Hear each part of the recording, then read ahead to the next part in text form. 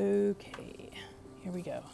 So I have my little earbuds here so that you can hear this better, because there's always so much background noise. And so, yeah, I thought I would eliminate some of it. It just looks really goofy. Anyway, here we go. October 30th. You don't have to control your thoughts. You just have to stop letting them control you. Dan Millman, born 1946. When we arrive in the rooms, we may be defiant, closed-minded, or poster children for self-will run riot. Automatic thoughts control our lives. Conscious thinking and mindfulness, where impulsivity once dominated us, are benefits we can expect to gain, at least some of the time, from meditation and the practice of the slogan, think, think, think. We all fall prey to our own biases and coping techniques.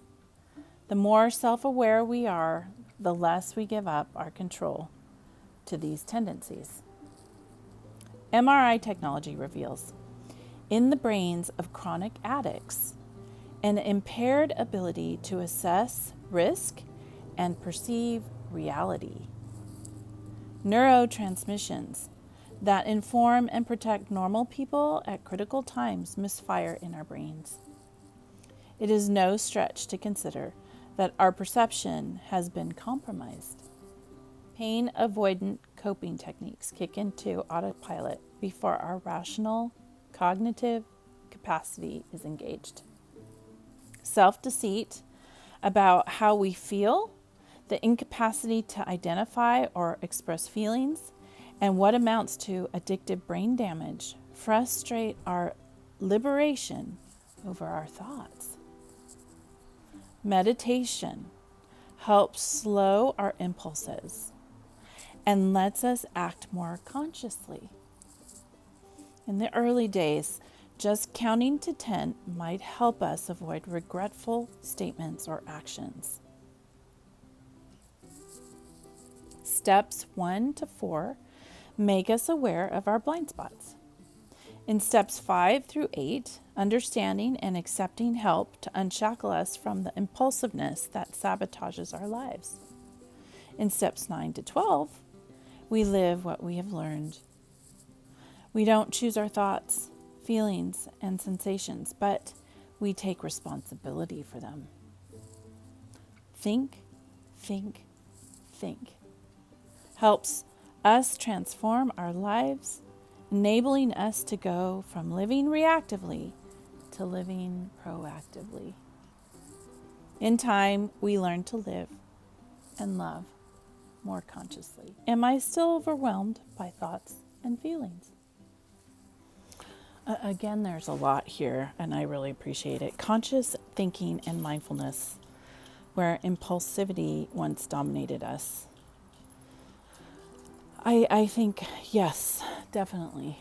Being mindful of what and how I'm thinking when I'm not sleeping. So when I'm not sleeping, I have to think differently. And it's depending on the day, I can think really positively, or sometimes I can think just be super negative. So I have to really, I have to exercise during every day, but especially those days when I can see that I'm not doing well. That I fall prey to my own biases and coping techniques.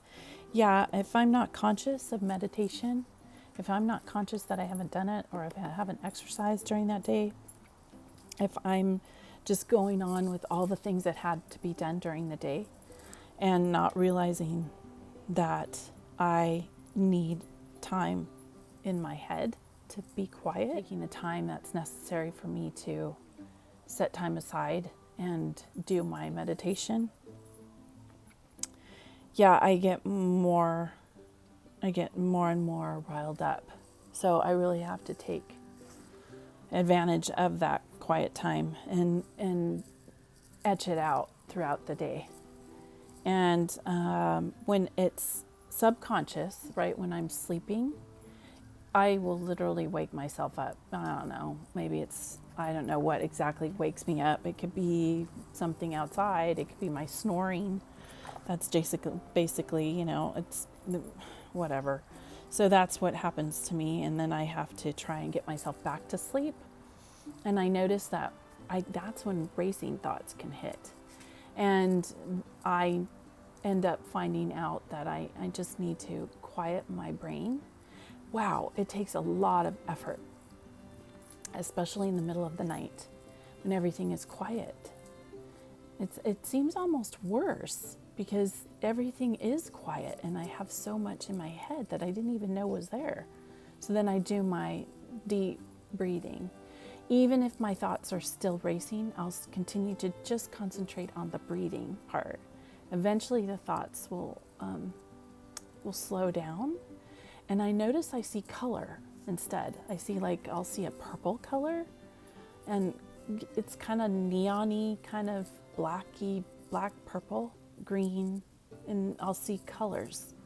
And then once the colors start coming is when I start to calm down. It's the strangest thing. I don't know if anybody else has experienced that. I love that they give you statistics of how chronic addicts, they've been scanned through MRIs, right? Because we have that technology now. We know how we can see how our brains are working, and that how impaired ability to assess risk and perceive reality is something that is missing, right? Impaired ability to assess risk and perceive reality. So the importance of talking things out with someone, a true confidant who doesn't mind listening, that is really helpful. I remember when my father would have he would have certain bouts where he couldn't process certain things, and he would talk. And I know that he tried not to burden us down. So he would go to his AA meetings. And when he would come back, he looked so much more relieved. And that's what happens when you can share your feelings with someone or with people. And then it's that wonderful bonding experience that you're not alone as a human being, that there's somebody out there that's willing to just sit with you and listen to you, right? How those neurotransmissions that inform and protect normal people at critical times misfire in addicts. Pain avoidant techniques kick into autopilot before rational cognitive capacity is engaged. So that's generally why they'll pick up a drink, or they'll do something that an addict knows isn't particularly helpful, right? For me, it could be going on the TV, right? I'll just put myself in another world by just looking at the television for like an hour or 2 hours and just disappear into that fake space. Self-deceit about how we feel, the incapacity to identify or express feelings, and what amounts to addictive brain damage. Frustrate our liberation over our thoughts. Wow. Addictive brain damage.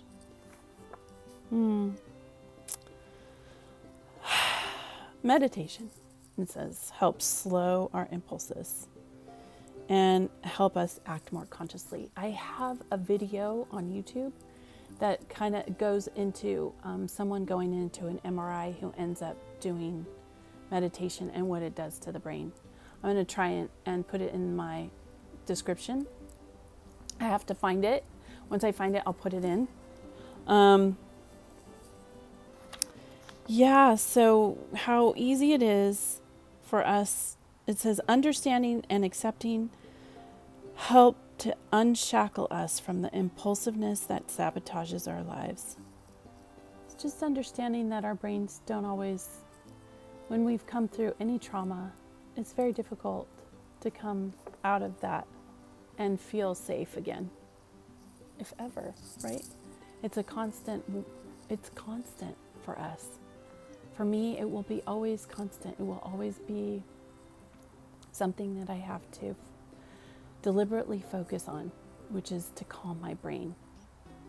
Because it can go, I can be in a normal situation and all of a sudden I just have this reaction in my head. And I don't know how you can explain it other than I want to get out of the situation or I want to run, right? So then I have to do my breathing and my tapping. Tapping is really good. There's another YouTube video on tapping. I don't know if you've exposed yourself to that, but definitely has helped me too. It's like you have to get your whole body and mind to stop reacting to whatever's in your head. So it requires a full body experience, basically. And so the tapping is helpful because then it gets your body back to where grounded, pretty much. So it knows what's real.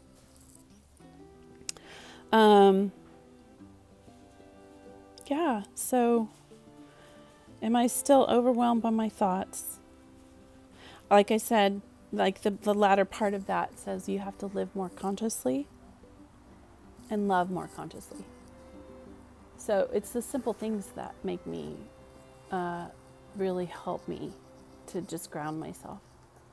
I love the smells of trees and the birds and listening to the ocean, putting my feet in dirt. All of that helps me with my thoughts when I feel overwhelmed. And this isn't just, these things are not just for me. This knowledge helps me with my children. Because if you have kids and you've been through any trauma, unfortunately, we're human beings and we kind of all generate the same energy around us. If we all are together, if I'm not having a good day, of course, it kind of bleeds into whoever's around me. So, these techniques, meditation and deep breathing and just keeping your mind quiet, and tapping and going out and sticking your feet in grass and dirt and sand. I take the kids with me and I do these things because they were affected by what I did, by the choices that I made and the choices that I make now. So has it made a difference to the family? Yes. It's made a difference to for my girls. So, sometimes it's not even explaining everything because they're so little. I know when my kids were little, you know that the family was going through whatever, and that quiet times to snuggle and read a book, or doing it. And for me, it was an hour of reading. So my homeschool actually helped me with them, because even though I was making choices that I regret now, I still had a good routine of what it was to be with my kids. Yes, I did the full, in my cult, they encouraged that the adults would teach the children about what we learned, and to make it, they called it a family Bible study. And so I did that by myself without my husband. But children have a very limited attention span. So, it wasn't, we couldn't just do Bible stuff.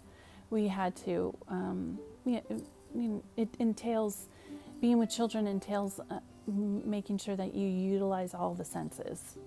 And as they grew up, we still took time to be together. And that meant reading. So we always did an hour of reading. It could be anything. It didn't necessarily mean the Bible. And that continued even after we stopped in going to the cult meetings. So that spending time with my children has really helped in that. And then utilizing the techniques of meditation and being quiet with them and just enjoying them and taking them along with me in that process has made such a big difference in their ability to get used to the world around them, to see the world and not the way I see it, which is still hard because, of course I'm biased and I will always be biased. Those biases will always have to be worked on. It's an effort for me, but for my kids, not so much.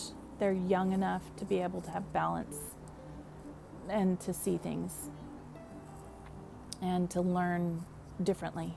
So yes, that is really important, taking them with you in the process. And you don't have to explain anything if you don't want to. You could just have the quiet time that's necessary for your family and spending that time together. Just doing meditation, especially when you're not used to it, is quite humorous. I think the first few times that we all started doing it, it was just giggle time because we just couldn't do it. It was hard for us as and the girls. It was hard for us. So it still is. It's not something that we find that we will gravitate to because our life is busy. And so it takes effort. It takes a lot of effort to do it. But once it's done, we all see the difference. All of us, my girls and I. It's amazing. I can't believe it. It's just amazing how our attitudes change in so many ways. Yeah, so us all meditation is really a wonderful way to be able to grow together as well. So I enjoy it. And that's not something that, when I first started, I didn't necessarily believe it until I started it. And then, yeah, it's great. So I hope this helps you on your healing journey. We have a couple more days and then the end of October. So, and then maybe we'll just, I don't know, let me know in the comments if you really like doing this. Because if not, I could do it maybe twice a week in November, and then every, like twice, like maybe a Friday and then a Monday, or, let me know and see how it works out. And if not, I hope I hear from you. And if not, that I understand. I'll just see how it's going for me in November. I enjoyed this. This was really helpful for me. And I needed to do this for myself. And I hope it does help someone. I know it will. All right. Well, happy Sunday. And tomorrow's Monday. So we have a couple more days, like I said. Have a great day and follow your bliss. Be good humans.